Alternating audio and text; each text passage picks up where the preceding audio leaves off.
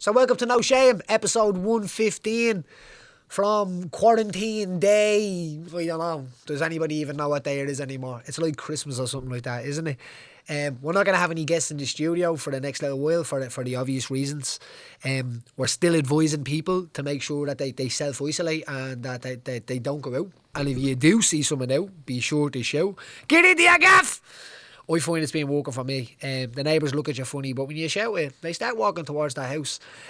Today, we have a very special guest on. If you haven't heard this story, you need to check it out. Ian O'Connell. So, Ian, absolute pleasure to have you on the No Shame podcast. As I was Thanks saying to you very there a much, while man. ago, there's a lot of people on on Instagram. There's a lot of bullshit on Instagram, and I have to say, you young man are an incredibly inspiring person. Thanks very much, man. Honestly, I appreciate that. I love what you're doing with the situation that you found yourself in your life. You're using it to motivate other people and give them a little kick in the arse, maybe. I think sometimes. It was kind of, I suppose, after the accident, I said to myself, there's two things I can do, curl up in a ball and just spend the rest of my days, not talking to anyone, just being down. But now that I made the decision just to do what I'm doing, help my story to try and motivate others, like, it's brought me on to meet people I truly believe I've achieved more since my accident than I would have achieved before. That's an incredible thing for anybody to be able to have that toss around in their head, where like, what am I going to do with something like this? I was telling you, anybody that's read my book knows that I had a surgery when I was a kid. It was very close to all sorts of outcomes, being paralysed, being left in wheelchairs, not making it. I won't say I understand what you went through, but I do understand the day when you leave your house. And I have a memory where I left my house one day as a kid. I think I was 7 years of age, and you don't expect something to roll down the hill like what happens. Uh, no, the blink of an eye, and people, people every day, they just, I would have been the same before my accident, you'll say, oh, something like that, it'll never happen to me, or that it won't happen to me, but it's in the blink of an eye. You don't know what's around the corner any day. Like, we don't know what's going to happen in 10 minutes. As scary as it sounds like, but it's just the reality of it. I remember someone explaining to me what that is. That's actually like a part of your body that evolved to keep us alive. The idea of, hey, well, it's not going to be me that gets sick, or it's not going to be me that does that, because if we did, it would freeze us. We wouldn't do anything. Do you want to take us back to the day of the accident? So, if you don't mind. I was just home. It was 2 days after my 16th birthday, and I was just after coming home. I was in town, and I was after going to GameStop. I was after getting a game for the PlayStation, and I was at home playing it anyway. And my friends called me, and they were at one of the lads' houses, and they were like, "Do you want to come up?" And I was like, "Yeah, no, I'm playing that." I just told them I'm too tired, but I was playing the game, like. But I know I could have said no, but they said, "Go on, sure." Or I kind of just said, it was a nice day, I'd go up. So I went up anyway, and one thing kind of led to another, and we went off on the bikes to Killarney to the National Park, like we would have every other day during the summer. And we went to Mucker's house. You've probably heard of it before, but it's where we'd have gone every day, cycling, track, just every day in the summer we'd have gone there. And we came to this hill. It was a hill that we would have gone down every day, a few times a day, and just this day, little did I know that I wouldn't get back up. I went down the hill, and the front wheel of my bike, someone had cut down a tree, and they just left the log kind of lying on the ground, and grass had grown over the log. So I didn't see I obviously didn't see it, and my front wheel just hit the log, and I went over 8 feet over the handlebars. Um, lit. a helpless fall. Like I landed straight on my neck, and I just heard a crack. I heard the neck break, and I knew straight away something was wrong. Like my body just went lifeless. There was no feeling. I didn't know my body was there. Like all I could move was my eyes. That had to be a scary feeling. And the thing about that is as well, we were only talking about the idea of you don't know what's coming down the road at you. That could have been easily one of your friends that hit that log that day, isn't it? It's just like it's the toss of the coin. Yeah, just pure. Like it's you just don't know, man. You just don't know. Sure, you don't. Did your friends think at that moment that you were messing? You know, like because I know one of my friends, yeah. Yeah, like they were after kind of cycling on a bit, and I was lying on the ground, and I was calling out. I was like, Michael, my friend Michael was there. He came back to me, and like we'd be falling off our bikes every day. We just get back up. So he he didn't know like if I was being serious or not, and I just looked at him, and this was like a minute after I fell, and I knew straight away. I just looked at him and I goes, Michael, look, I'm paralysed, and he said, Ian, just shut up, because like he obviously he didn't know the extent it would be, but I don't know how I even knew myself. But it's just if it happened to you or anybody else, if your body goes lifeless and you can't move, I just said, look, Michael, I'm paralysed. I knew it was. I was 100% sure that was after happening. So that's just a normal moment that how many teenagers or whatever go through in their life falling off their bike. Like I have a 12-year-old myself, Ian. His name is Tiernan, and he doesn't listen to me. That's just being out straight, right? But if I was there, like I was telling him this story of how easy it is that accidents happen. These little things happen, and they can be very serious. But I think like any of us, I know when I was young, it'd be like, yeah, but it's not going to happen to me, and we would have been doing crazy stuff, So I can imagine what that was like for not only you, for your friends at that moment, where every single one of you is going to remember that moment for the rest of your lives. 100%, man. Like there was four. There were. I was like, I asked one of my friends to lift up my hand, and she let go, and the arm just hit the ground with a thud. Like it was just completely lifeless.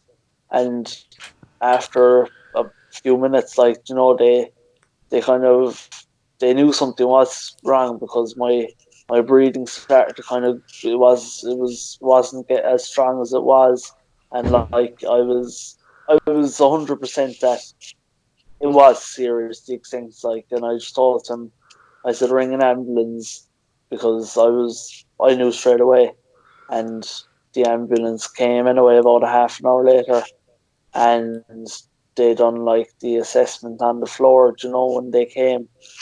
Like the way I described it is, they came down and they knelt down beside me, introducing themselves in like their bright yellow jackets, and it's like a scene from a movie.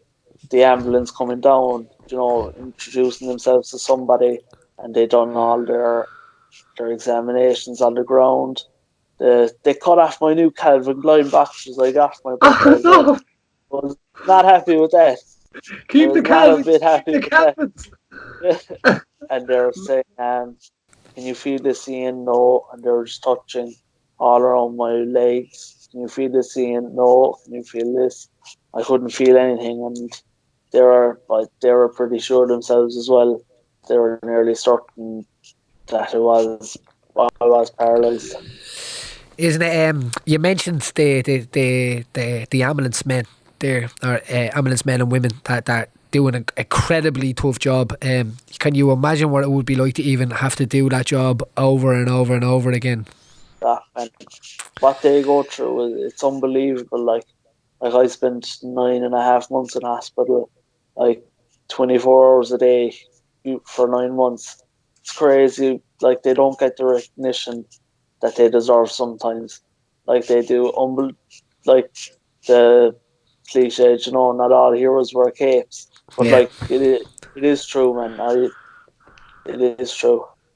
No, they are the true heroes. What happens in between, so the park, and then obviously you're setting off for, so when you're going down that hill, you're you're going to make the end, and it's that little journey, but little did you know that it's going to actually trigger this massive journey. Yeah. Little did I know I'd be on the No Shame podcast, You made it now, Ian. Forget the late late, forget all of that. The no shame one is where I'm only messing with you. Good quality information on the No Shame podcast.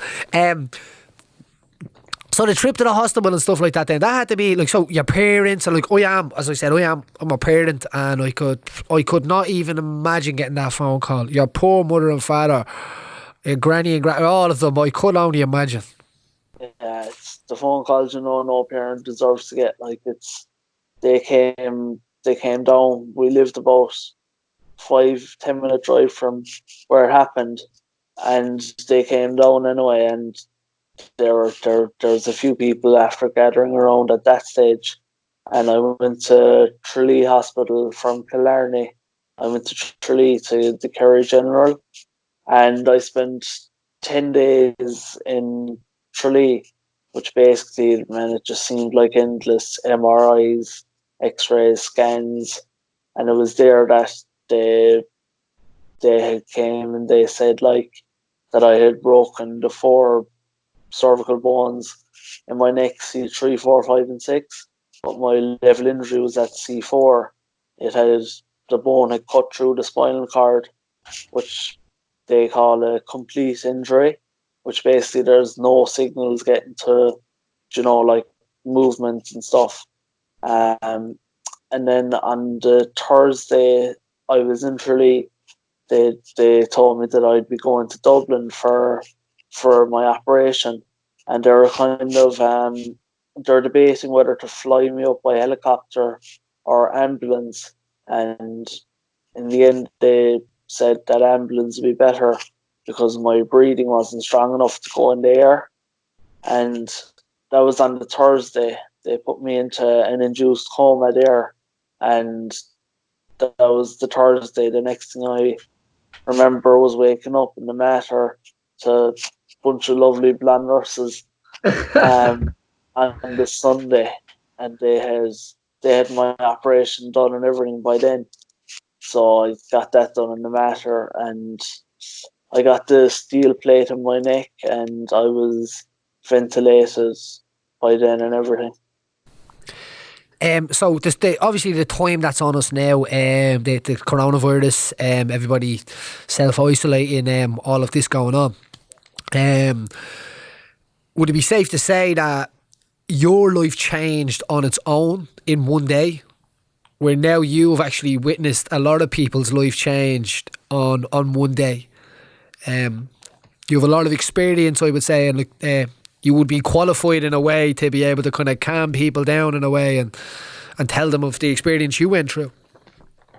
I suppose, like, even like you said yourself, what you went through when you were young, it's a lot. You don't go out in the one day just going around the corner, going playing with friends, and then to end up in a ICU bed a few hours later, like, but what's upon us now, like you said, the coronavirus, it's having a massive impact in thousands over the world, but like, it's affecting thousands of people in one day. Like, my accident just affected me in one day, but it's mad. Then you look at it on the other side, and this virus is affecting so many people in one day. But to have like kind of a lot of the freedoms taken away in one day, I think for some people is a big shock. Now listen, it's nothing comparison to the journey that you've been on and the situation that you found yourself in. As I said at the start of this, your attitude towards this is absolutely inspiring. You're a hero, man, I'm telling you.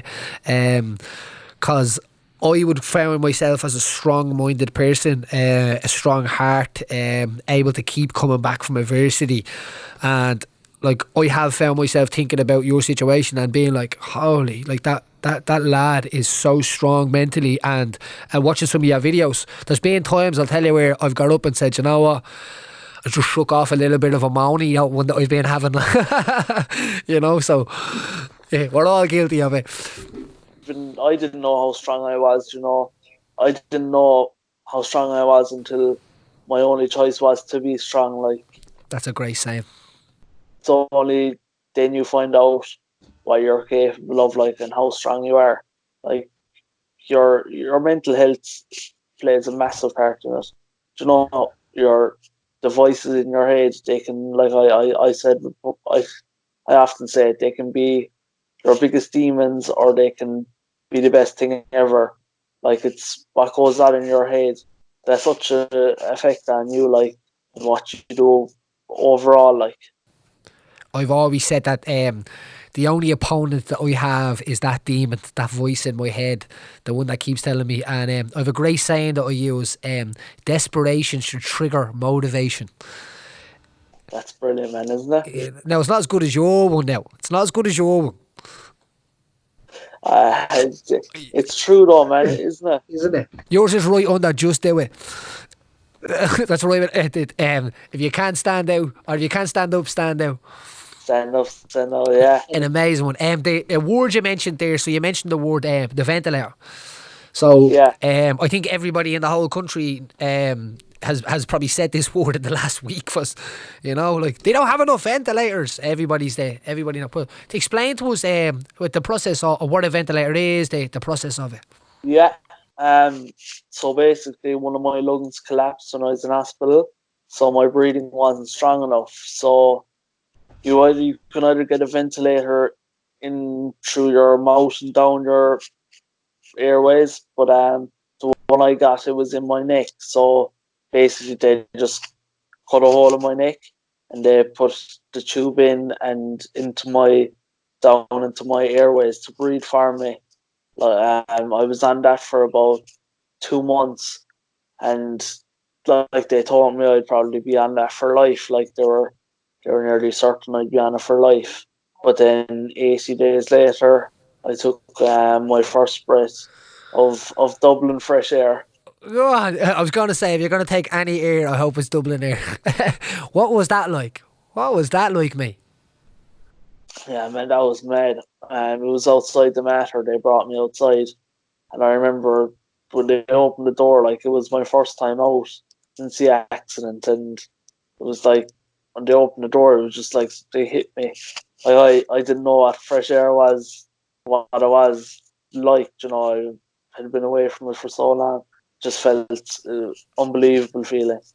Like, if that's not a line to say appreciate the small things, I don't know what is. Yeah, man, 100%.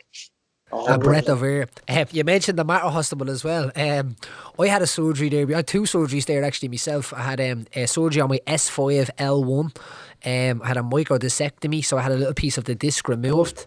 I'd slipped the disc fighting in the Ultimate Fighter, and I had no feeling in my left leg, my sciatic nerve and stuff, like, cause pinned and stuff like this. But I've been in this hospital. What a creepy hospital, mate. It's a creepy hospital, isn't it? Yeah, even the old building, the nurses used to take me for. Was that the one you were in? I was staying there, mate, and right outside my ward, right, there was this like old picture of a nun sitting there, and she had her hands crossed, right, and it's like creepy at night, dark, and I'd be going down the corridors. I was in a wheelchair at that point myself, so I was wheeling myself up and down, and like people's my arms, like, it was like after a few days in that wheelchair, I was like, oh my, like, my arms, I couldn't eat a sandwich, but there was this nun in her, right, and she was creepy, and she had a wedding ring on. Okay, now I didn't understand this, but I took a picture of it and I posted it up on Facebook. Alright, it came back to me a while ago. It did as my your feed or whatever it is. Nun had the wedding ring on. A nun had a wedding ring on, alright? And I had posted saying, why has the nun got a wedding ring on? It turns out that back in the time, I don't know whether it still is, a nun received a wedding ring because they were married to God. Really? That's what I learned from that hospital, and that creeped me out even more. That's the first man, isn't it? I remember when I was there, like, the nurses used to bring me for like a walk during the day. If I was bored, like they'd push me over and they'd show me like the old hospital, the old part of it, and like you, there's where you go in, you've probably seen it. There's like a stairs up and it goes off to both sides, and like it was just the corridors. They just thought they look eerie, man. I would like to have been staying there. Oh, I'm telling you. So since then, you've made massive improvements. I've been watching your journey, and I have to say, man, like the small amounts that you're making, they seem like small amounts, but they're massive amounts. You're defying, you're breaking, you're proving people wrong here. I've heard you saying. Yeah, man. The doctor, he told me like when I was in the hospital, she was feeding me one day, and she was like, "Look, Ian, I know you probably know, and you're not going to get any movement back." And I remember I just looked at her and I just smiled. I just said, "Watch me." I just smiled and I said, "Watch me." And now the left hand, there's a good bit of movement coming. Like I can lift it up. If when I'm lying down, I can lift it up to touch my eye like that much. And when I'm sitting up, I can lift it up to just above my chest. So it's nearly there. The right hand is coming as well slowly, but even that's my aim for this year is just to get the hand. Even if I got one hand back, it would make the world of a difference. Like, Oh, massive difference. I can imagine to go from being able to just pick something up, like we take all of this stuff for granted so much, don't we? Um, even just scratch your nose, man. It's what happens at 4 o'clock in the morning when everyone's asleep in bed. Like, it's what happens then. People don't see. We're like, "Dad," and he comes out and be like, "Hey, it's itchy." And he'd be scratchy, and I'd be like, "Left, right, back, up, left, left." And trust me, man, when he catches the spot that's itchy, better than winning the lotto. it's the little things, man. I live like that. I live with the little things. I'm telling you. But I do understand if you can't get that movement going. And what have you been doing to do that? The movement. Tell me what the training regime is like. So I'm going up to Cork twice a week now for more like intense weight, kind of weight physio, kind of more intense, kind of muscular.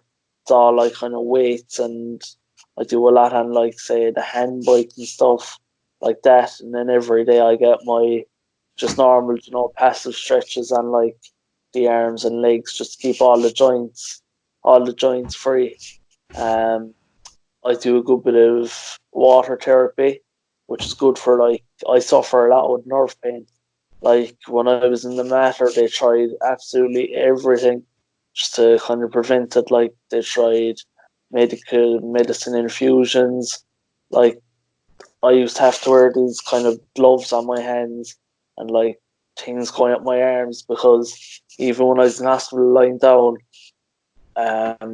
if somebody just walked past my bed, it was enough to trigger the nerve pain. Like I would be crying, man. It was the worst thing I ever in my life went through.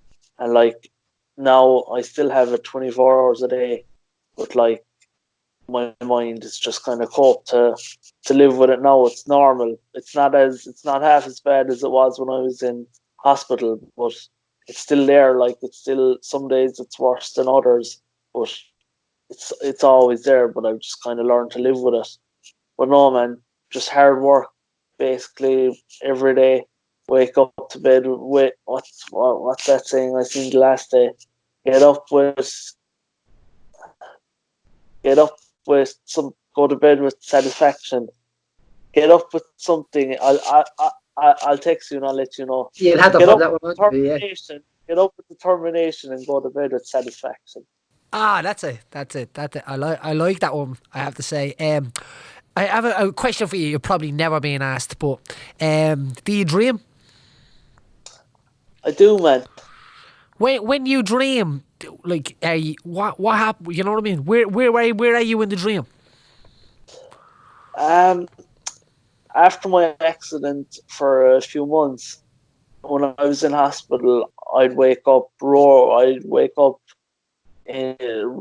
man, with flashbacks to the accident.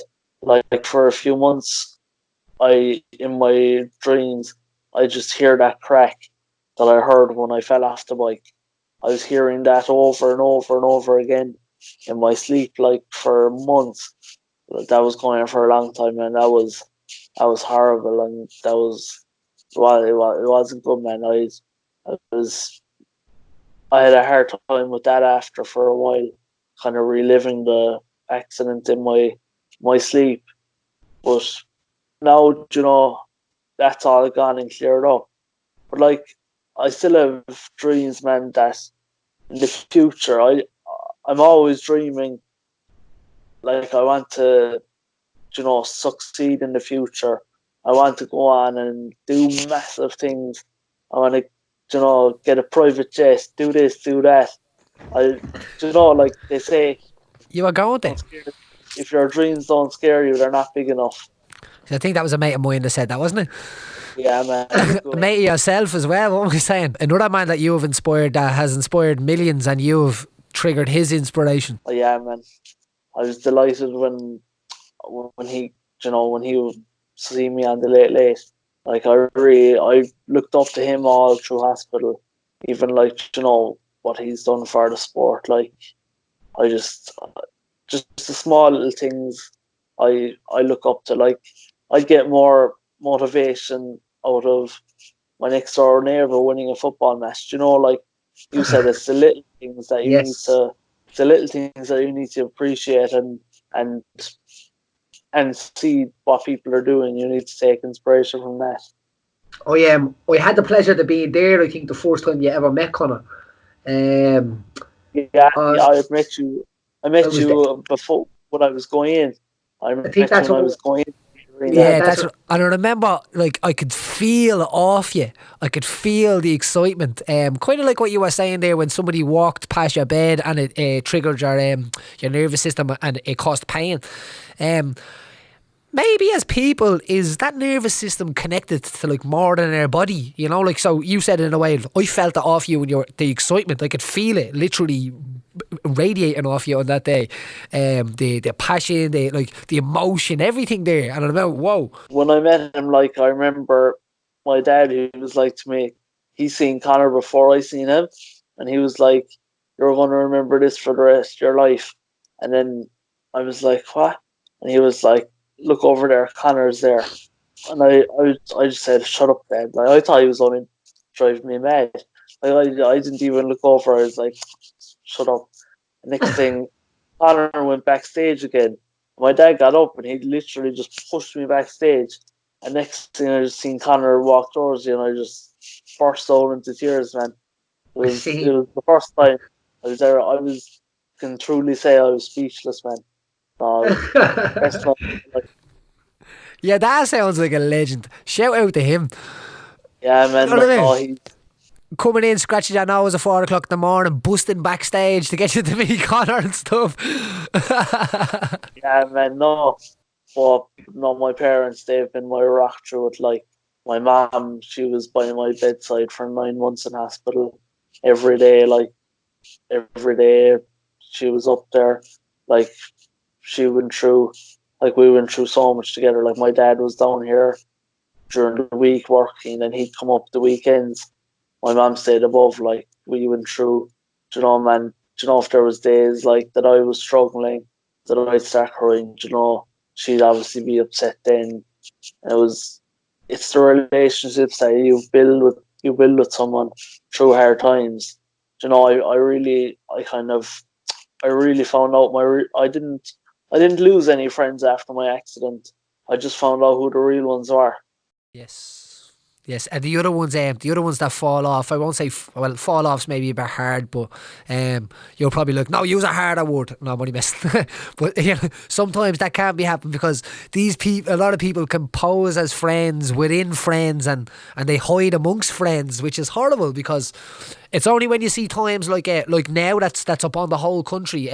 Maybe this is a control alt delete or a refresh for the whole world, maybe in a way. 100%, man.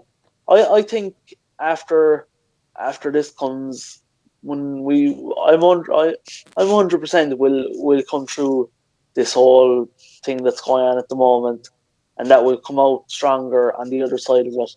Even like things, like we said there, things people took for granted. Like, before this happened, you'd be staying inside and you wouldn't want to go out.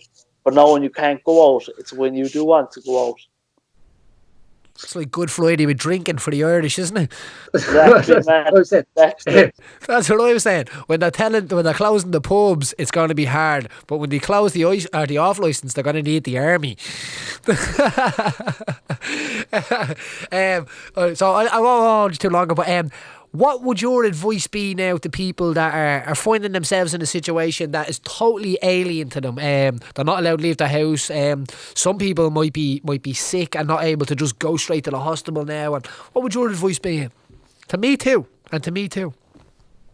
I suppose, like I was saying, when my accident happened, I was obviously I was saying, why me? Why did this happen to me?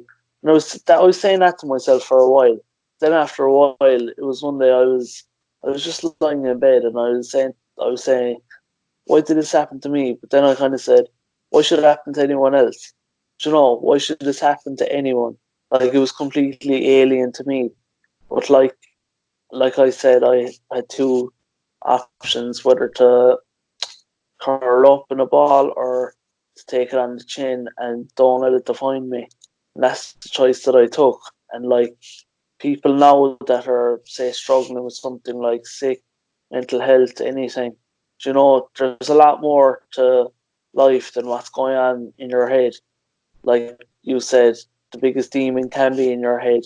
Like, people struggle people struggle when things are alien to them at first. But like, I was told that I'd never breathe by myself again. Now I am. I was told I'd never get movement again, getting movement in the left hand. Like, I don't like. I just didn't listen to the doctors. As bad as it sounds, like, they're doing their job. They know what they're doing. But still, like, if you just truly believe in yourself and you know your own boundaries, like going out my comfort zone, doing things. It's like all the physio I've been doing lately. Now you see the rewards, like you see that I am getting the movement back, like, and the big thing is being there for people, like, you know, the big there's always people there if you need to talk. Like, after my accident, I talked to my friends about it, my family. If you're struggling, don't let it stay inside. Talk to people, and once you talk to people, it'll feed off them, and it'll be a weight off your chest. There's people, so loyalty is everything. Be there for the people that are there for you. Absolutely. Listen, the loyalty one, absolutely. And loyalty, when it's real, it's not a choice. You don't choose to be loyal. Loyalty is like something that grows. It's like the algae on the side of your house or something. No one puts it there. It just starts to grow there, and then all of a sudden, maybe we like it. Do you know what I mean? I have to say, it's been an honour to have a chat with you. I've been dying to sit down and have a chat with you where I wasn't forcing it, where we were rushing or something like that. And I know you mentioned the doctors there as well. I'd say being a doctor is probably the only profession in the world where you want to be proved wrong. Yeah, man, Do you agree? 100%. Mate, you're a legend, and anything you ever need from us, from the No Shame podcast, message myself, message Robin, and your Instagram handle. So for anybody out there, I want to advise you to go and follow Ian, because of all of the bullshit that goes on Instagram, there's loads of beautiful gems in there, and I have to say, Ian, your Instagram account is one of them. It really is. It motivates me at times where I feel like, you know what, I'm having a little moan today, or I'm acting like it's like, have a Snickers. You're an awful diva when you're hungry, Paddy. What's your Instagram handle? It's Ian O'Connell 321. Daily. And you don't mind people hitting you up there for a bit of motivation or a bit of Like, even that's that's what motivates me. The feedback that I get from people. I get messages from people, and America, you know, from America to India, China, all, you know, it's crazy, like social media. It can be a bad thing, but then on the other side, it can be an absolute beautiful thing. There's a few gems in there. There's a few gems for sure. Ian, look after yourselves. What a story. What an inspiring young man. If your life changed like that in a moment, do you feel like that you'd be able to grab that motivation out of yourself? I'm a strong-minded person, and I don't know if I really could. The times that are upon us now, I think it's great to be able to find some motivation in places that we never found it before. If you haven't followed Ian O'Connell, follow him. And I'm telling you, this is a motivated young man. He was motivated by a tragic situation that turned his whole life upside down, and now he is an icon for inspiration and motivation to people. Desperate times create motivation. Desperation creates motivation. Say that in your head, yeah? Look after your family, make sure to stay indoors. Don't go out for silly reasons. We're going to get bored over these next few weeks. Don't let it slip. Focus and consistency is what we need for this. That was episode 115 of No Shame. Look after yourself.